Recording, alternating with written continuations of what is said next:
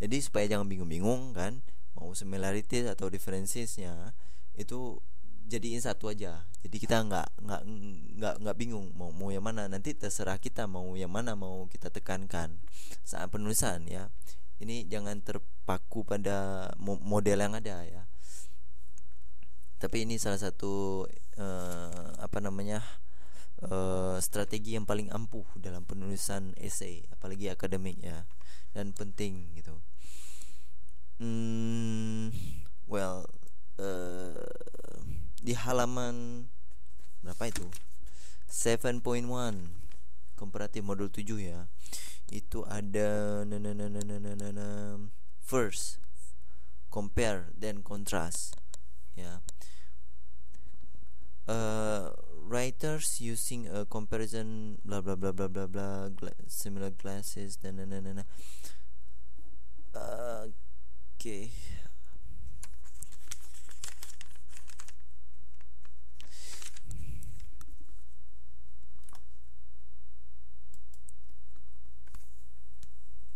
Nah, itu yang poin 2. Itu first do one idea, then do others ya. Itu contohnya kita mau bandingkan tentang satu hal dengan hal yang lain, tapi idenya banyak gitu. Anggaplah misalnya perbedaan antara Mas Dedi sama Mas Wahab gitu. Nah, apa persamaannya? Persamaannya mungkin sama-sama laki-laki gitu. Yang kedua sama-sama belum nikah gitu ya. Nah, perbedaannya apa gitu? Mas Dedi apa gitu? Mas Dedi suka bermain game online, sedangkan Mas Wahab sukanya main game video game PS gitu. Nah, habis itu apalagi yang bedanya? Nah, itu kan idenya berbeda. Maksudnya dari yang pertama tadi kita bilang persamaannya, yang kedua kita bilang perbedaannya. Jadi kita tulisnya pun berbeda ya. Nanti kita lihat itu. Nah, namun sebelum kita nulis di kontras ini ada baiknya ya, ada baiknya kita buat outline. Outline itu seperti yang pertama sekali pertemuan pertama sekali saya bilang, buat diagram tree-nya, buat atau bulat-bulatnya dulu atau terserah, pokoknya minimal ada outline-nya yang bisa dijadikan pegangan untuk kita saat menulis writing gitu. Lihat halaman 74 untuk outline ya. Contoh outline.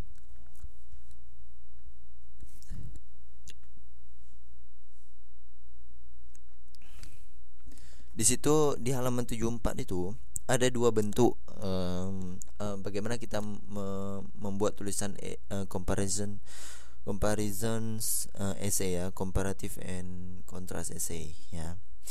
Yang pertama nih berdasarkan buku ini ya, jadi nanti ikutin buku ini aja. Block arrangement style itu. Yang kedua adalah point by point gitu ya. Yang block arrangement style itu misalnya di paragraf pertama, introduction in which you state your purpose, which is to discuss differences between city and village ya.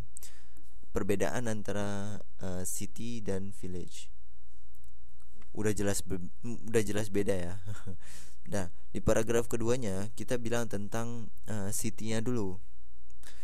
Nah, di city-nya tuh poin yang ingin kita diskusikan apa aja. Fasilitasnya, orang-orangnya, atau kehidupan sosialnya bagaimana ya.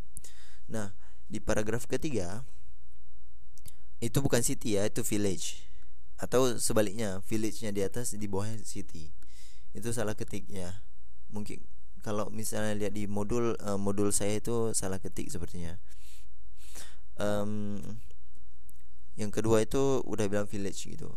Nah, poinnya apa? Sama juga seperti yang di atas. Fasilitasnya bagaimana, orang-orangnya bagaimana, the people ya, and then social life-nya bagaimana, budayanya bagaimana di sana ya. Nah, paragraf keempat adalah konklusinya. Jadi kan lebih gampang ya kita tulisnya, lebih mudah ya kita tulisnya. kalau udah ada outline seperti ini, betul nggak? Mudah-mudahan membantu sekali ya. Kemudian yang kedua, yang bentuk point by point ya. Ini agak sedikit kompleks, tapi interesting to know, alright. So paragraf pertama itu adalah memperkenalkan tujuan kita mau nulis apa gitu ya.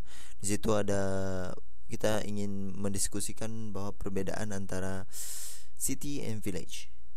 City and village itu jelas berbeda ya. Kemudian di paragraf selanjutnya, paragraf 2,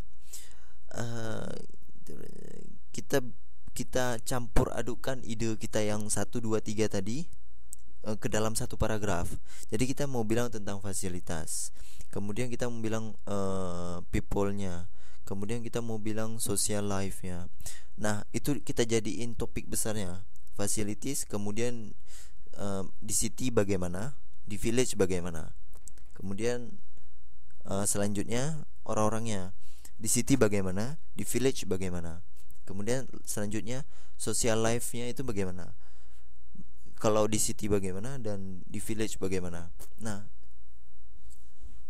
point by point seperti ini agak sedikit membingungkan memang, karena kadang-kadang kita bisa get lost gitu.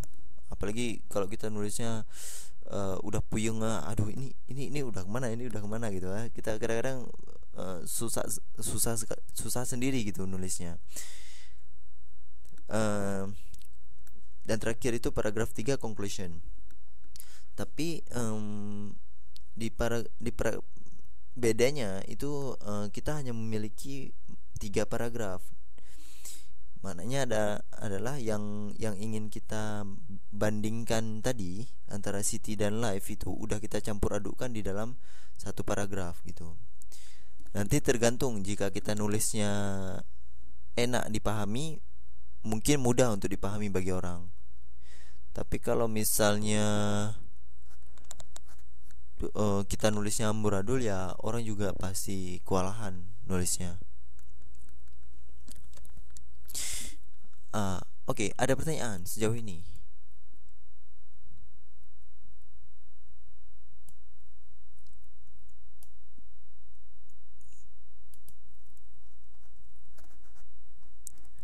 Ada pertanyaan? Semester 1 sama 2 kemarin udah belajar comparison juga? Kontras sudah ya?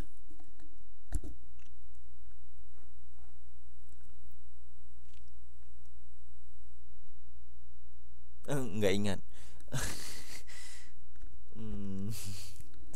Alright. Ya, oke.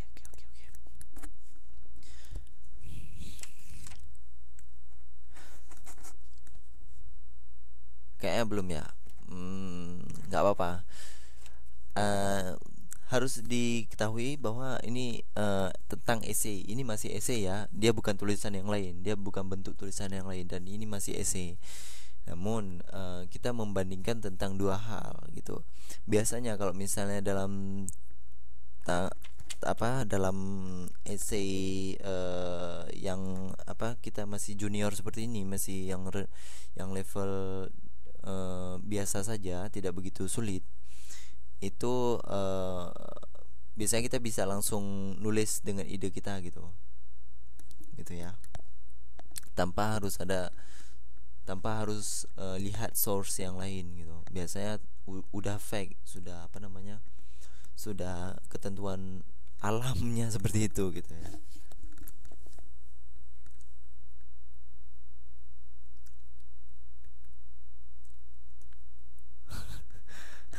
Apa ini Mbak Kusma sama Vivi, Mbak Vivi? Next, kalau nggak ada pertanyaan,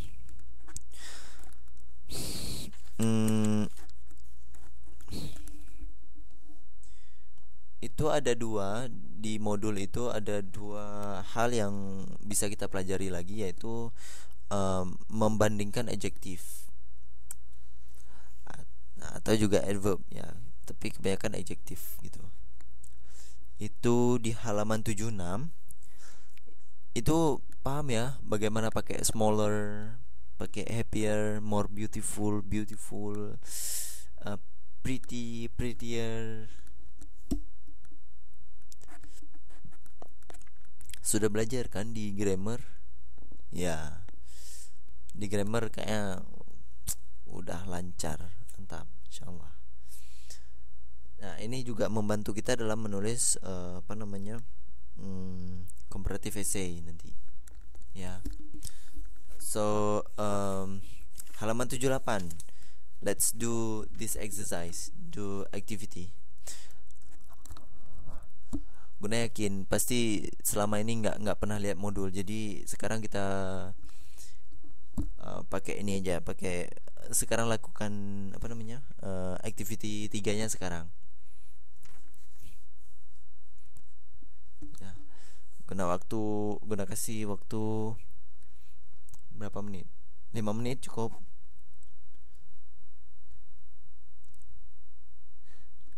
Okay, do it now.